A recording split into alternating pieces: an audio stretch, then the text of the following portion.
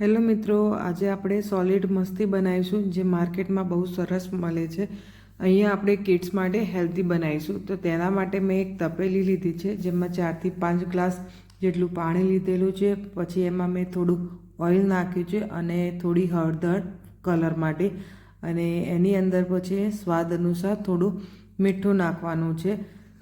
અને પાણીને પછી આપણે બરાબર ઉકળવા દેવાનું છે. પાણી બરાબર ઉકળે ત્યાં સુધી આની અંદર કશું જ નાખવાનું નહીં.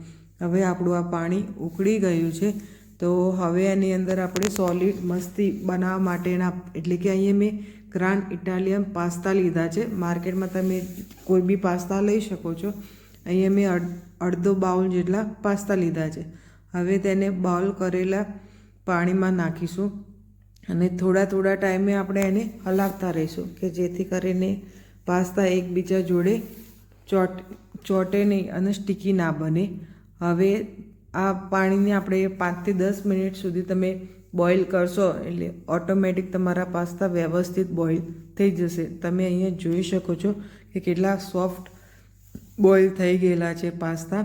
હવે આપણે ગેસ બંધ કરી નાખીશું અને આ ગરમ પાસ્તાને આપણે ઠંડા કરવાના છે, કે એના માટે મેં અહીંયા કાણાવાળું એક બાઉલ લીધું છે.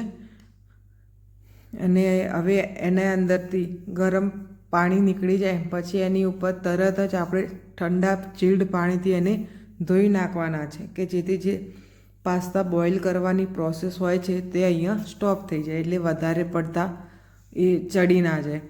હવે આને બરાબર ઠંડા પાણીથી ધોઈને એને પછી આપણે ડ્રાય કરવાના છે. તો ડ્રાય કરવા માટે તમે કોઈ બી કપડું કે પછી ન્યૂઝપેપર લઈ શકો છો, એટલે એ એકદમ ડ્રાય થઈ જાય.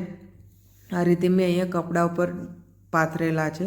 હવે એની ઉપર સ્પ્રિંકલ કરવા માટે અહીંયા આપણે મસાલો બનાવીશું. તો એમાં મેં અહીંયા કાશ્મીરી મરચું લીધું છે.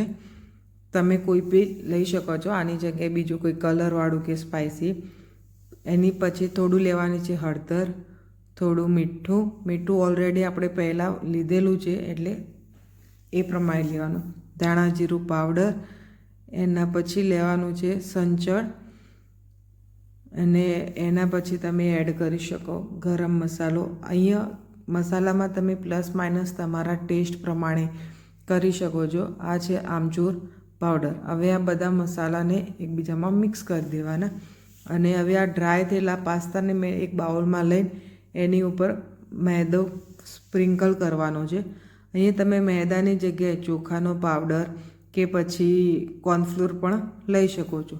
થોડો વ્યવસ્થિત એની ઉપર મેં ભભરાયું છે કે જેથી બધાને થોડો પાવડર લોટ અડી જાય.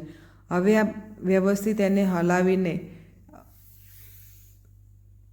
એના પછી આપણે સાઈડમાં તેલ ગરમ કરવા મૂકી દઈશું, કે તેલ બહુ વધારે લેવાનું નહીં કે જેનાથી આ ફ્રાય કરતી વખતે તેલ ઉડીને બહાર આવે.